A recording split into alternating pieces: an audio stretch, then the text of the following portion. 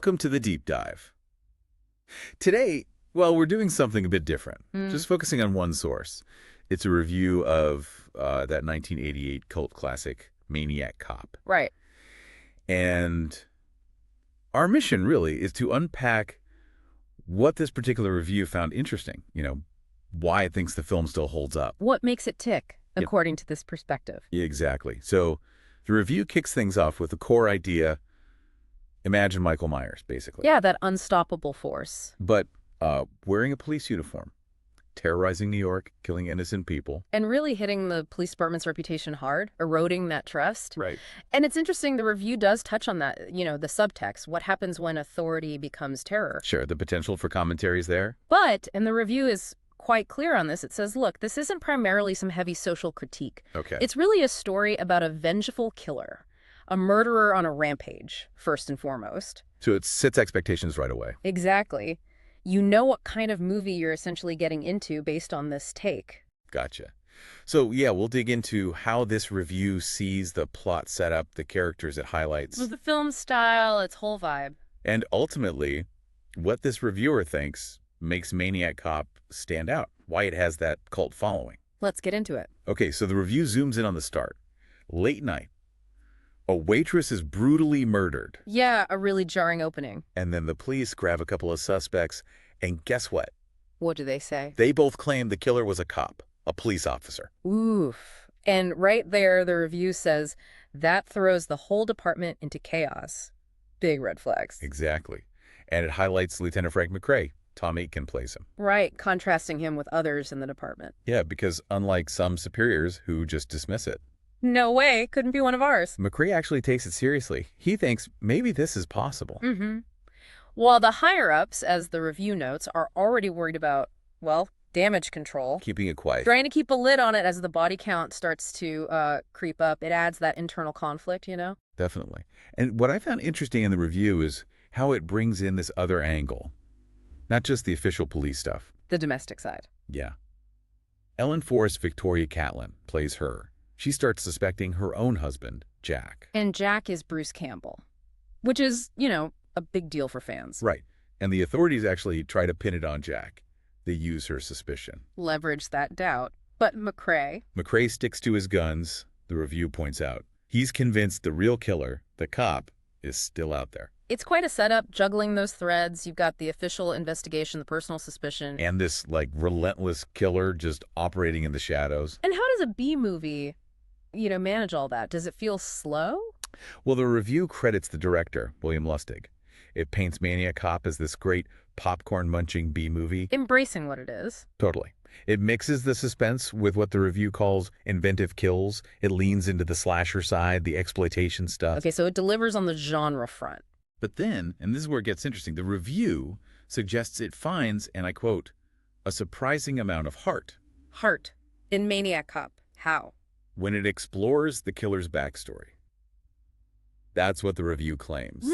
Okay, intriguing. And speaking of surprising things, the review really makes a point about the cast.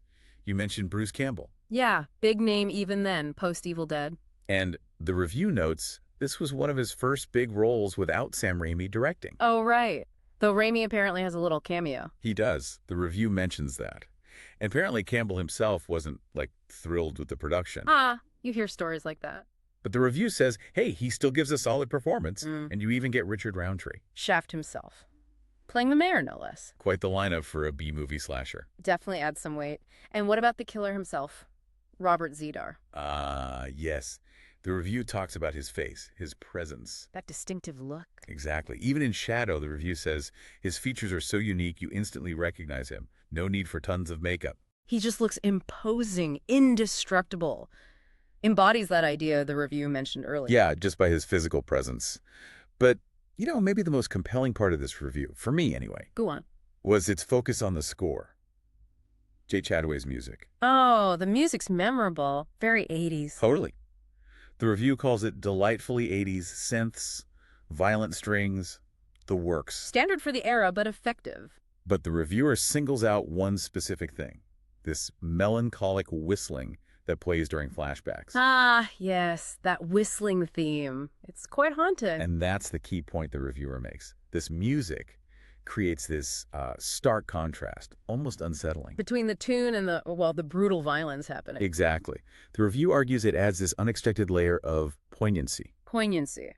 For the maniac cop. Think about it. It's a slasher film killer, right? Oh. But the reviewer says it's actually hard not to sympathize with his plight. Wow. And credits the score for a big part of that? A significant part, yeah. The score and the emotional weight it carries in those specific moments. That's quite a claim for a B-movie slasher. Eliciting sympathy for the villain. That's the kind of unexpected depth this review is highlighting. And it's not just the score. What else? Murray Cohen's script, yeah. The review praises it, says it has a depth that lifts Maniac Cop above other slashers of the time. How so? The characters are apparently sketched just well enough that you actually, care what happens. You're invested, even a little. And the origin story they give the killer, rather than just being filler, the review says it adds meaningful context. It doesn't slow things down. So it manages that balance. The review talks about light on gore but heavy on violence. Exactly. You get the intense moments, the slasher stuff. But with a bit more substance underneath, thanks to the script and score. Something more to chew on. Right. So, okay, let's pull back a bit. We've looked at what this review highlights. The setup, the cast, Zedar's presence, the script, the score. Those unexpected layers. So what's the bottom line, according to this source? Why does Maniac Cop get that cult status? Well, the review's conclusion really brings it together. It says it's the combination. Not just one thing. No, it's the inventive kills, the suspense, absolutely. Delivers the genre goods. But also that unexpected poignancy we talked about. From the backstory, from that whistling score. A sympathy element. Yeah, it gives you the thrills you came for, but it weaves in enough character, enough thematic texture that it sticks with you. It's memorable. And looking at reviews like this, it helps you appreciate how even films that are, firmly B movies. Yeah, no pretensions there. They can still blend those genre thrills with, craft. Good characters, interesting thematic touches. It shows how specific creative choices like that score can really elevate something, make it last. Make it more than just the sum of its parts. Definitely. The review even mentions the remake that's been rumored for ages, Nicholas Winding Refn's name attached. Oh, yeah, that comes up now and then. And the reviewer kind of speculates, that if it happened, it'd probably be very different, maybe more highbrow.